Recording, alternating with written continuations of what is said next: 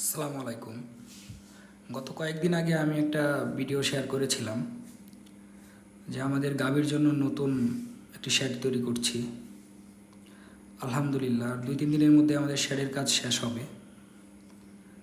5-7 দিন আগে আমাদের শেডের ফ্লোরের ঢালাই হলো।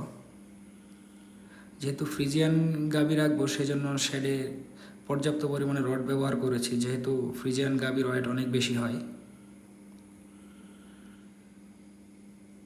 সেজন্য আমরা একটা রড রড থেকে আরেকটা রডের দূরত্ব রেখেছি 1 ফিটের মতো, যাতে সহজে ফ্লোর নষ্ট না হয়। 5টা গাভীর জন্য লম্বা রেখেছি 19 ফিট 6 ইঞ্চির মতো, আর প্রস্থ রেখেছি 13 ফিটের মতো। 13 ফিটের মধ্যে পিছনে 1 ফিটের মতো ড্রেন রেখেছি। আর ডালায়ের যে স্লোপ দিয়েছি আমরা 3 ইঞ্চির মতো, 3 ইঞ্চি বা 3 ইঞ্চির চাইতে হাফ ইঞ্চি একটু বেশি হতে পারে। যেহেতু ফ্রিজিয়ান গাভী